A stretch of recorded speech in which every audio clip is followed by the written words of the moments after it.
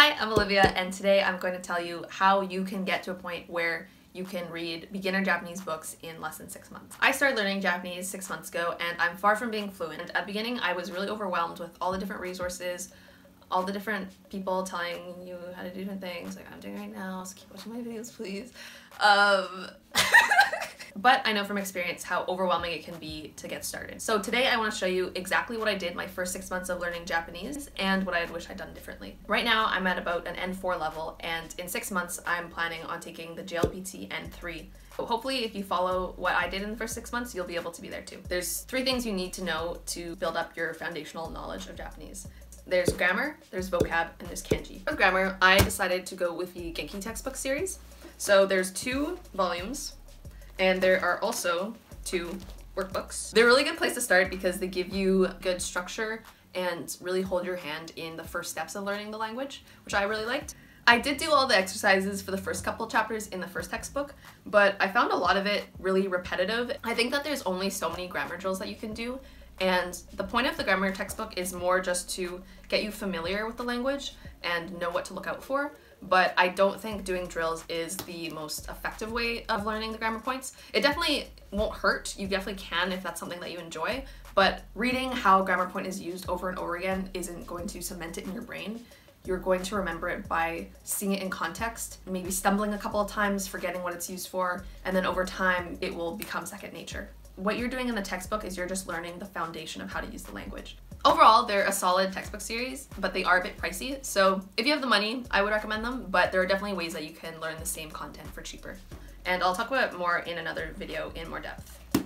Okay, so next is vocab, and as a beginner, you absolutely need to create a good foundation for vocabulary. I would say around 2,000 words, because when you start reading, it's going to be really annoying to have to look up every second word when you're trying to read. When I started, I was using a website called Memrise, which I'll link below, and I used that to learn the vocabulary that came in the Genki textbooks. I thought this was a really good place to start because it really eases you into getting used to seeing words in Japanese.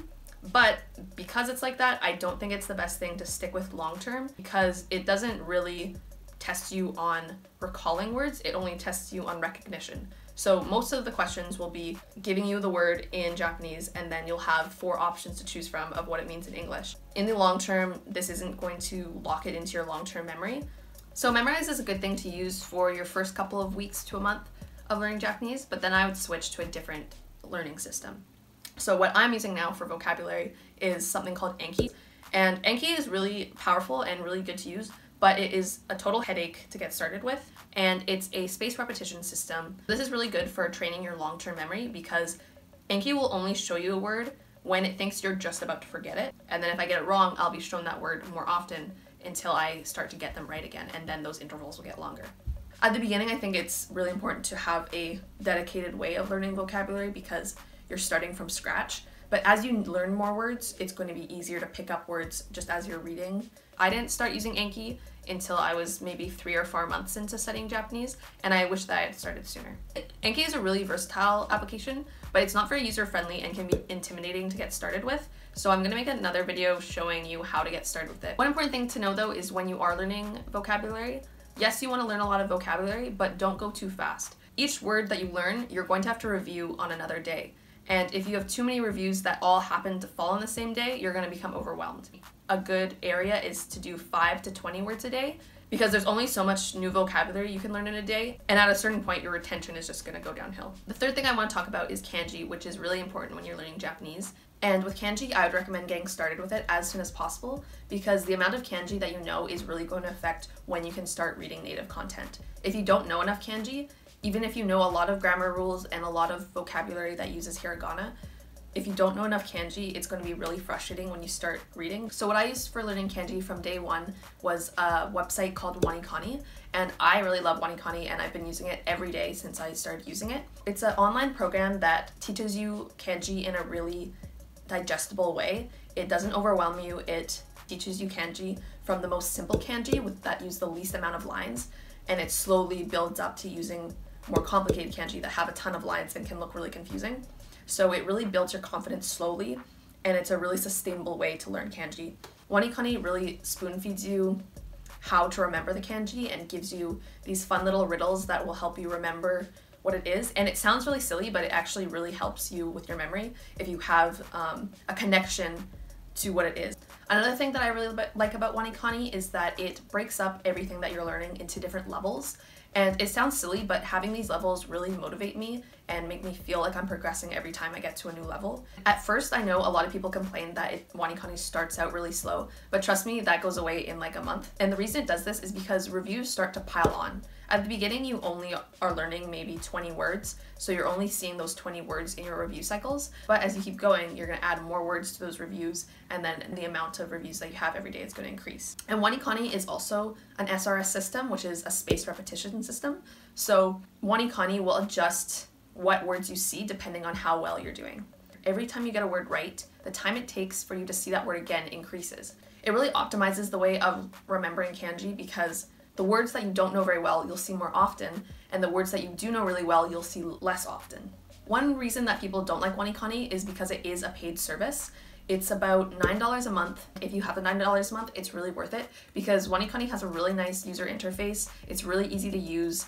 It will have a native speaker saying the word in Japanese to you, and it sounds really superficial, but it just looks nice, which just makes me more willing to do it every day. And I'll do a video that talks about WaniKani in more depth because there's a lot I can say about it, but I really recommend it. And WaniKani does have a free trial period, which lasts about 2 to 3 weeks. If you haven't decided on a way to learn your kanji as yet, try WaniKani's free trial, and then at the end you can decide if you want to keep with it or if you want to switch to something else. Those were the basic resources I used for my grammar, vocabulary, and kanji, and that was what I was using for the first couple of months of learning Japanese. Another thing that I was doing from when I first started is I was watching a lot of stuff in Japanese to get used to listening to language. So I was listening to some podcasts, I was watching anime in Japanese. I would recommend to stop watching with English subtitles as soon as you can because you're not going to really be listening to the Japanese. Your brain is going to kind of tune it out as you're reading the English subtitles. So I'd recommend watching something that you've already seen and you already understand what's going on and rewatch it in Japanese without subtitles or with Japanese subtitles. At the beginning, you're not going to understand anything that's being said at all, so don't feel discouraged.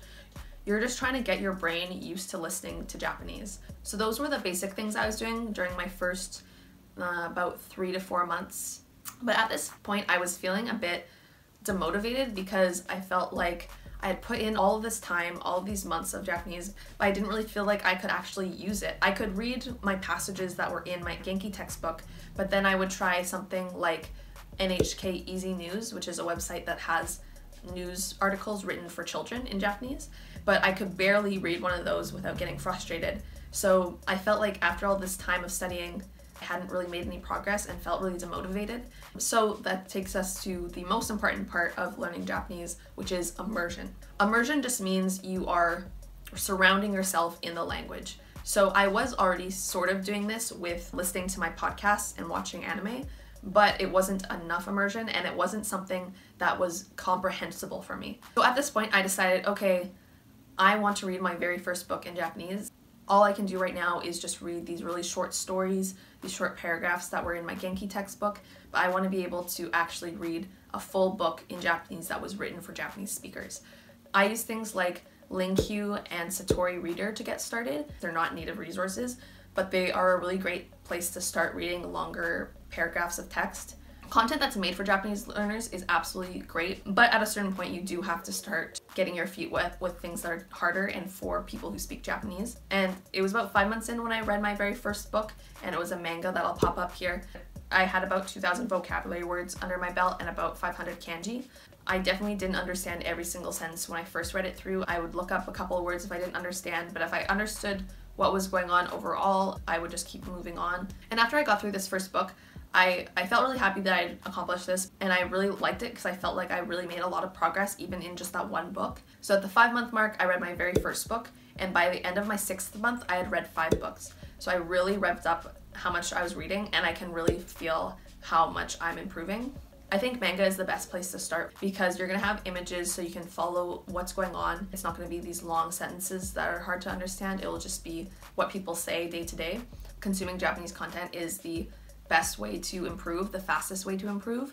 So I do wish that I started learning earlier, but I recognize that if I had, it would have been a lot harder at the beginning. It's gonna feel really hard at first no matter how many words you know, because it's your first time really trying to understand something that was written for someone who already knows Japanese. You're not reading something that is trying to spoon feed you things you already know. Just start somewhere and start small, and it will be really hard at first, but the more you do it, the easier it will get.